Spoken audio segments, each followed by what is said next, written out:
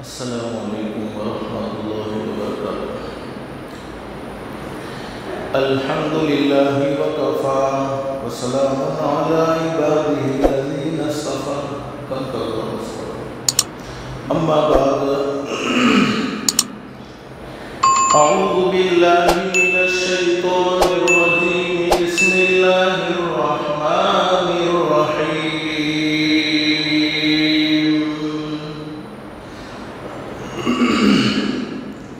وما خلقت الجن والإنس إلا ليعبدون ما أريد منهم من رزق وما أريد أن يطعمون إن الله هو الرزاق ذو القوة المتين۔ صدق اللہ العظیم۔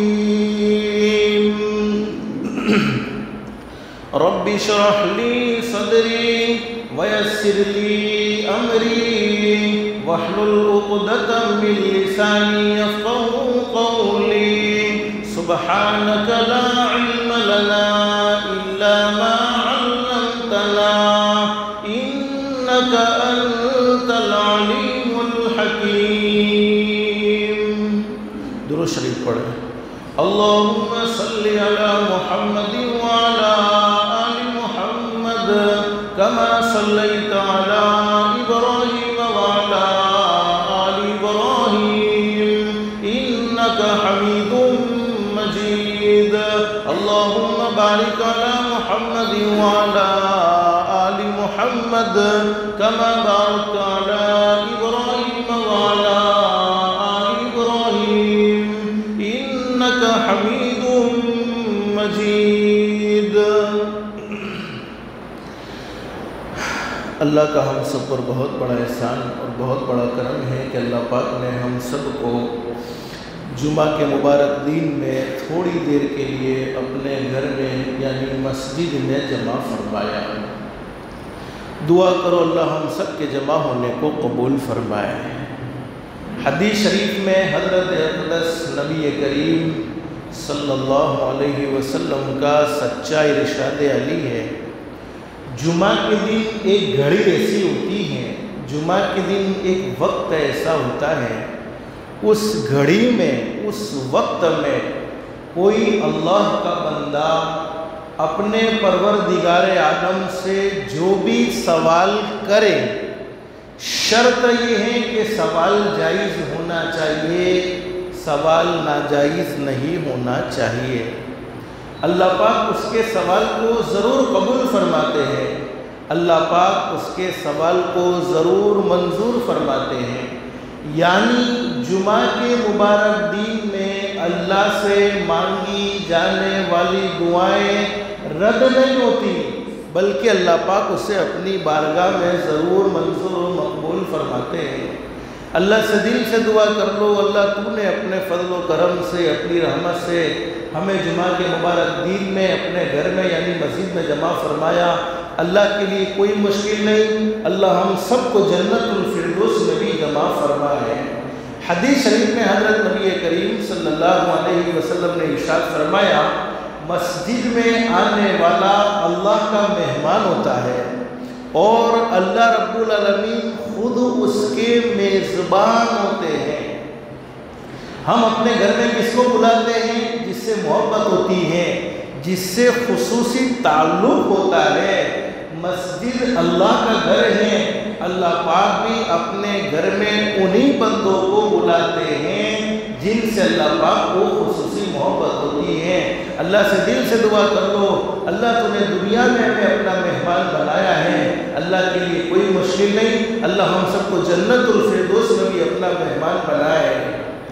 حدیث شریف میں لکھا ہے کہ جمعہ کا مبارک دن عید الفطر، رمضان المبارک کے مہینے کے بعد جو عید آتی ہے اس عید کو عید الفطر کہتے ہیں، اور عید الاضحیٰ جس کو ہم اپنی زبان میں بقرہ عید کہتے ہیں، جمعہ کا مبارک دن عید الفطر اور عید الاضحیٰ سے بھی بڑھ کر ہے۔ یہاں تک حدیث شریف میں فرمایا نبی کریم सल्लल्लाहु अलैहि वसल्लम ने मेरे उम्मतियों जितना हो सके जुमा के दिन भलाई के काम ज़्यादा करो, जितना हो सके जुमा के दिन नेकी के काम ज़्यादा करो, जितना हो सके जुमा के दिन अल्लाह को राज़ी करने वाले अमाल ज़्यादा करो, इसलिए कि जुमा के दिन भलाई के कामों का सवाब बढ़ा दिया जाता है, नेक कामों का अजर बढ़ा दिया जाता है। हज़रत अनस रज़ियल्लाहु अन्हु फरमाते हैं नबी करीम सल्लल्लाहु अलैहि वसल्लम ने इरशाद फरमाया जुमा के दिन की सिर्फ 2 रकात नमाज बाकी दिनों की हज़ारों रकात नमाज से अफजल है, और जुमा के दिन की सिर्फ 1 तस्बीह बाकी दिनों में हज़ारों तस्बीह से अफजल है, और जुमा के दिन सिर्फ 1 रुपया अल्लाह की राह में खर्च करना बाकी दिनों में हज़ारों रुपये अल्लाह की राह में खर्च करने से अफजल है। और एक हदीस में बड़ी ज़बरदस्त बात बयान फरमाई हज़रत नबी करीम सल्लल्लाहु अलैहि वसल्लम ने मेरे वो उम्मती जिन्होंने जुमा के मुबारक दिन में अल्लाह को नाराज़ करने वाले कामों से अपनी ज़ात को बचा लिया, यानी गुनाह न किया, ये सोच कर अल्लाह को नाराज़ करने वाला कोई काम न किया कि ये अज़मत वाला दीन है, मकाम वाला दीन है, मर्तबे वाला दीन है, मैं मर्तबे वाले दीन में, मकाम वाले दीन में, शान वाले दीन में कोई गुनाह न करूँ, कोई अल्लाह की नाफरमानी न करूँ, ये सोच कर अपनी ज़ात को 24 घंटे गुनाह से बचा लिया, अल्लाह को नाराज़ करने वाले कामों से बचा लिया। हदीस शरीफ में फरमाया नबी करीम सल्लल्लाहु अलैहि वसल्लम ने उसके लिए बाकी 6 दिनों में नेकी करना भी आसान हो जाएगा और गुनाहों से बचना भी आसान हो जाएगा। और बोलो नेकी की तौफीक कौन देता है? अल्लाह देता है। और गुनाहों से बचने की ताकत कौन अता फरमाता है? अल्लाह अता फरमाता है। बस अल्लाह से दिल से दुआ कर लो, अल्लाह हम सबको जुमा के मुबारक दिन की भी कदरदानी की तौफीक नसीब फरमाए और ज़िंदगी की एक सेकंड, एक एक मिनट की अल्लाह पाक हम सबको कदरदानी की तौफीक और सादत नसीब फरमाए। मेरे भाइयों, जुमा के मुबारक दिन में मुझे मुख्तसर समझाना ये है, अल्लाह पाक ने हमें बहुत छोटी लेकिन बहुत खूबसूरत ज़िंदगी नसीब फरमाई है और हमारा पैदा करने वाला अल्लाह, लोग कहते हैं कि अल्लाह 70 माओं से ज़्यादा मेहरबान। मेरे भाइयों, आप सोचो 70 माएँ कहाँ और अल्लाह कहाँ, बल्कि 70 करोड़ 70 अरब माओं के दिल में जितनी मोहब्बत है उससे भी कई गुना ज़्यादा मोहब्बत हमारा पैदा करने वाला अल्लाह हमसे करता है। अल्लाह पाक अपने बंदों से बड़ी मोहब्बत करते हैं। ज़िंदगी देने के बाद ज़िंदगी का मकसद समझाया, मेरे बंदों तुम दुनिया में भेजे गए हो, हमेशा हमेशा के लिए तुम नहीं भेजे गए हो। एक तुम्हें वक्त गुजार कर आखिरत का सफ़र ज़रूर करना है, लेकिन जितनी ज़िंदगी तुम्हारी है तो तुम्हें भेजा क्यों है? अल्लाह कुरान करीम में बयान फरमाते वमा खलक़तुल जिन्ना वल इंसा इल्ला लियअबुदून।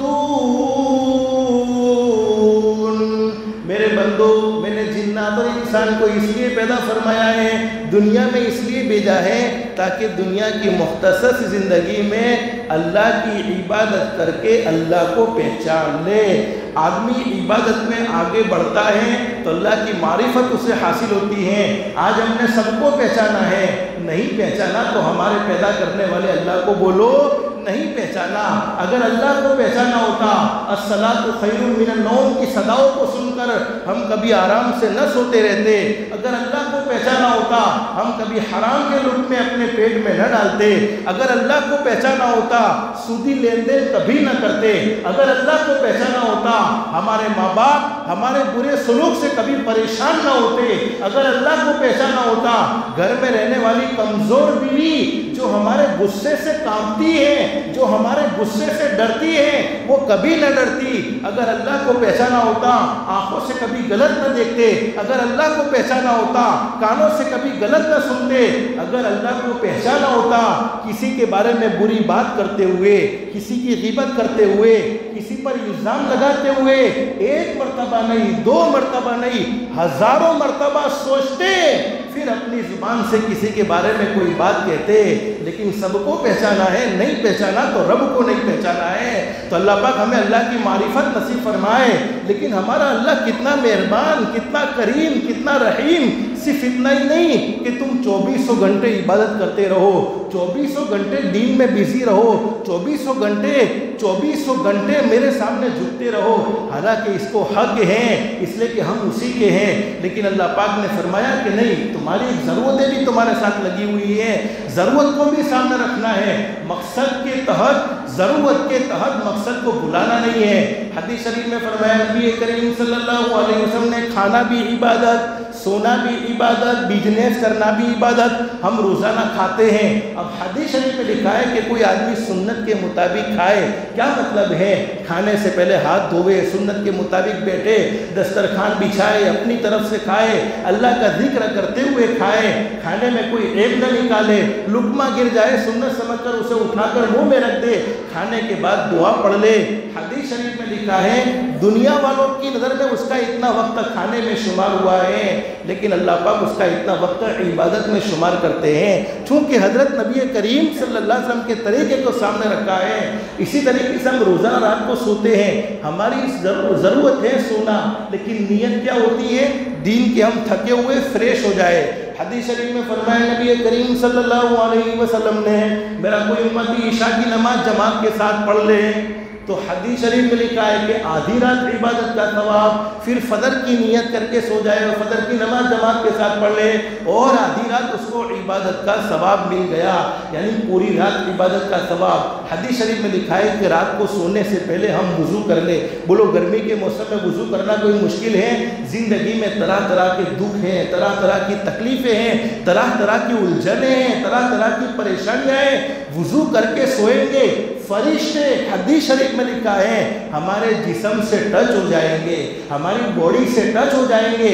اس وقت رات کو آنکھ کھلی، وضو کر کے سوئے ہیں اور اللہ کے سامنے اپنی ضرورت کا سوال کر لیا۔ ہمارے نبی نے اپنی سچی زبان مبارک سے بیان فرمایا تمہارے بولنے میں، تمہارے اللہ سے مانگنے میں دیر ہو سکتی ہے، لیکن اللہ کے منظور کرنے میں، اللہ کے پورا کرنے میں دیر نہیں ہو سکتی ہے۔ آیت الکرسی پڑھ کے سوئیں گے، پوری رات فرشتہ حفاظت کے لیے کھڑا ہو جائے گا۔ اسی طریقے سے رات کو ہم سنت کے مطابق سوئے ہیں۔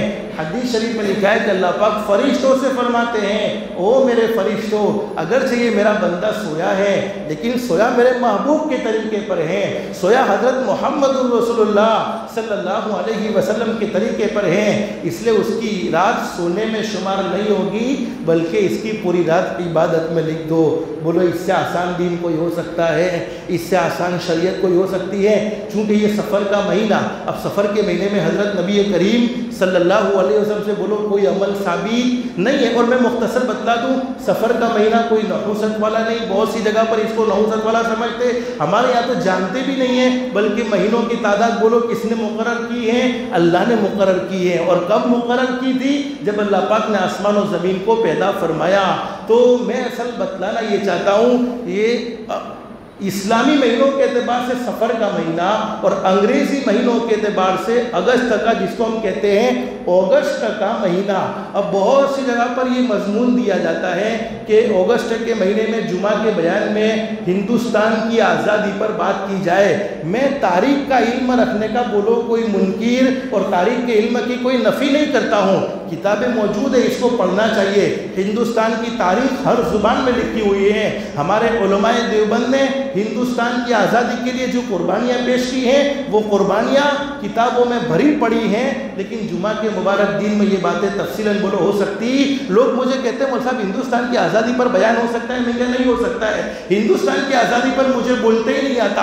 ہاں جہنم سے آزادی پر بلوا لو، الحمدللہ گھنٹوں گھنٹوں بول سکتا ہوں۔ ہندوستان کی آزادی پر بولنے کے لیے بہت کچھ ہوتا ہے لیکن مجھے نہیں آتا ہے۔ تو میں اصل بتلانا یہ چاہتا ہوں، اللہ پاک نے ہمیں بہت خوبصورت زندگی نصیب فرمائی، زندگی دینے کے بعد آزاد نہیں چھوڑا بلکہ زندگی کا مقصد بھی سمجھایا۔ اسی طریقے سے ہم کماتے ہیں، کمانا بھی اگر شریعت اور سنت کے موافق ہوتا ہے تو ہمارا کمانا دنیا والوں کی نظر میں کمانا ہوتا ہے، لیکن شریعت کی نظر میں عبادت ہوتا ہے۔ حدیث شریف میں فرمایا نبی کریم صلی اللہ علیہ وسلم نے، میرا کوئی امتی حلال کمائی اس لیے کرتا ہے کہ کسی کے سامنے ہاتھ نہ پھیلانا پڑے، اپنے گھر والوں کی ضرورتیں خود پوری کر دے، پڑوسیوں کے ساتھ حسن سلوک کا معاملہ کرے، اپنے ماں باپ کے ساتھ حسن سلوک کا معاملہ کرے، دنیا والوں کے سامنے سوال نہ کرنا پڑے، تو کل قیامت میں میرے اس امتی کے چہرے کو اللہ پاک 14ویں رات کے چاند سے بھی زیادہ چمکدار کر دیں گے۔ اور ایک حدیث میں کیا فرمایا نبی کریم صلی اللہ علیہ وسلم نے، میرا کوئی امتی حلال کمائی کرتے ہوئے، دنیا کماتے ہوئے، بزنس کرتے ہوئے، اپنی آفس پر بیٹھے ہوئے، اپنی دکان پر بیٹھے ہوئے شام کو تھک جاتا ہے، تھکنے کی برکت سے اللہ پاک اس کی زندگی کے سارے گناہوں کو معاف کر دیتے ہیں۔ بولو اس سے آسان دین کوئی ہو سکتا ہے؟ اس سے آسان شریعت کوئی ہو سکتی ہے کہ ہم دنیا بھی کما رہے ہو اور ہمارے گناہ بھی معاف ہو رہے ہو؟ اور ایک حدیث میں کیا زبردست بات بیان فرمائی، حضرت علی رضی اللہ تعالیٰ فرماتے ہیں نبی کریم صلی اللہ علیہ وسلم نے ارشاد فرمایا، میرا کوئی امتی حلال کمائی کی تلاش میں، حلال کمائی کی جستجو میں، حلال کمائی کو ڈھونڈنے میں اپنے گھر سے نکلتا ہے، اللہ پاک اس بندے کو محبت سے دیکھتے ہیں۔ بولو جس بندے پر اللہ کی محبت کی نظر ہوگی اس بندے کا کام بنے گا کہ نہیں بنے گا؟ تو دنیا کمانے سے بولو اللہ نے روکا نہیں ہے، لیکن آج ہر کوئی آدمی قرض میں ڈوبتا چلا جاتا ہے۔ پیسے ہیں، برکت نہیں ہے، کہتے کہ نہیں کہتے؟ روزی میں برکت نظر آتی نہیں ہے، اور برکت دینے والا کون؟ اللہ۔ لیکن آگے اللہ قرآن کریم میں کیا بات بیان فرماتے ہیں؟ ما اريد منهم من رزق وما اريد ان يطعمون۔ اللہ فرماتے میرے وہ بندے جنہوں نے مقصد زندگی کو سمجھائے، مقصد کیا ہے؟ اللہ کو راضی کرنا۔ مقصد کیا ہے؟ حضرت نبی کریم صلی اللہ علیہ وسلم کے طریقے کے مطابق زندگی گزارنا، بھلائیوں کے داعی بننا، برائیوں سے روکنا، یہ ہماری زندگی کا مقصد ہے۔ خود بھی دین پر چلنا، دوسروں کو بھی دین پر چلنے کی دعوت دینا، یہ ہماری زندگی کا مقصد ہے۔ اگر ہم مقصد کے تحت زندگی گزارتے ہیں پھر روزی کے پیچھے بھاگنے کی ضرورت نہیں، بلکہ روزی خود ہماری طرف چل کر آتی ہے۔ اور آج لوگ کہتے ہیں روزی پر کسی نے جادو کیا، جنات کی پرابلم، کوئی جادو، کوئی جنات کی پرابلم روزی پر نہیں ہوتی ہے۔ مقدر کی روزی اللہ پاک نے لکھ دی ہے، جتنا اس کے مقدر میں ہے اتنا اسے مل کر رہے گا، اور موت بھی انسان کی فکس ہو چکی ہے۔ اللہ نے جو وقت مقرر کیا ہے اس وقت پر موت آ کر رہے گی۔ لیکن کبھی کبھی پریشانی ہوتی ہے کہ پہلے ہاتھ دینے والا تھا، اب ہاتھ لینے والا بن گیا۔ دنیا والوں کی نظر میں تو بہت اچھا نظر آتا ہے، لیکن اندر سے جانتا ہے کہ کتنا دنیا کے معاملے میں پتہ نہیں کیا سے کیا معاملہ ہو چکا ہے۔ تو حقیقت یہ ہے، یہ جادو جنات نہیں ہوتا، یہ اللہ کو ناراض کرنے کا نتیجہ ہوتا ہے۔ اور تنبیہ الغافلین میں یہ بات لکھی ہوئی ہے۔ ایک صحابی نے بڑی زبردست بات بیان فرمائی، جب تو اپنے ذکر میں جب تو اپنے دل میں سختی محسوس کرے، دل کے سخت ہو جانے کی نشانی کیا ہے؟ اللہ کے قرآن کو سنتے ہیں دل بولو اثر لیتا، حضرت نبی کریم صلی اللہ علیہ وسلم کی حدیث کو سنتے ہیں دل اثر لیتا نہیں ہے، جنت اور جہنم کے تذکروں کو سنتے ہیں نہ جنت کا شوق پیدا ہوتا ہے نہ جہنم کا ڈر دل میں آتا ہے، کسی کے ساتھ برا کرتے ہوئے دل گھبراتا نہیں ہے، کسی کو پریشان کرتے ہوئے دل تل ملاتا نہیں ہے، تو سمجھ لینا چاہیے یہ دل سخت ہو چکا ہے۔ صحابی فرماتے جب تو اپنے دل میں سختی محسوس کرے اور رزق میں محرومی دیکھے، یعنی تیری روزی میں تجھے تنگی نظر آنے لگے، دین بدین تو غریب بنتا چلا جاتا ہے اور جسم تیرا بیماریوں کا شکار بن گیا ہے، یعنی ایک بیماری کا علاج مکمل ہوا نہیں فوراً دوسری بیماری شروع ہو گئی، دوسری بیماری کا علاج مکمل ہوا نہیں فوراً تیسری بیماری شروع ہو گئی، تو سمجھ لینا تو نے اپنی زبان سے کوئی ایسی بات کہی ہے جو اللہ کو ناراض کرنے والی ہے، جس کا نہ کوئی دینی فائدہ ہے نہ کوئی دنیاوی فائدہ ہے، کسی کے دل کے ٹکڑے ٹکڑے کر دینے والی، کسی کے دل کو تو نے زخمی کر دینے والی بات کہی ہے، جس کے نتیجے میں تیرا دل سخت ہو گیا ہے، رزق میں تجھے محرومی کا سامنا کرنا پڑا ہے اور جسم طرح طرح کی بیماریوں کا شکار ہو چکا ہے۔ تو میرے بھائیو، جمعہ کا مبارک دن ہے، بس اللہ سے دل سے دعا کر لو، اللہ ہم سب کو 5 وقت کی نماز کا اہتمام کی توفیق نصیب فرمائے۔ نمازوں کو صرف جمعہ کے ساتھ خاص نہیں کرنا چاہیے بلکہ نمازیں ہمیشہ پڑھتے رہنا چاہیے۔ دن رات میں اللہ پاک نے ہمیں 24 گھنٹے عطا فرمائے، 24 گھنٹے میں اللہ پاک نے صرف ہم سے سوا گھنٹہ یا 1 گھنٹہ مانگا ہے۔ اللہ کے سامنے جھکیں گے، دنیا والوں کے سامنے جھکنے کی بولو ضرورت نہیں پڑے گی۔ اللہ کے سامنے جھکنے والے کو اللہ پاک دنیا والوں کے سامنے جھکنے نہیں دیتا، اور جو اللہ کے سامنے نہیں جھکتے ہیں پھر انہیں دنیا والوں کے سامنے جھکنا پڑتا ہے۔ اللہ ہم سب کو 5 وقت کی نماز کا اہتمام کی توفیق نصیب فرمائے، اخلاق مصطفیٰ والی زندگی نصیب فرمائے، مقصد کے تحت زندگی گزارنے کی توفیق نصیب فرمائے۔ اللہ کے احکام کے مطابق حضرت نبی کریم صلی اللہ علیہ وسلم کے طریقے کے مطابق زندگی گزارنے کی توفیق و سعادت نصیب فرمائے۔ اللہ پاک ہم سب کو کہنے سننے سے زیادہ اخلاص، استخلاص اور استقامت کے ساتھ عمل کی توفیق نصیب فرمائے۔ آمین یا رب العالمین۔ وآخر دعوانا ان الحمد للہ رب العالمین۔ سنت باقی سنتیں پڑھ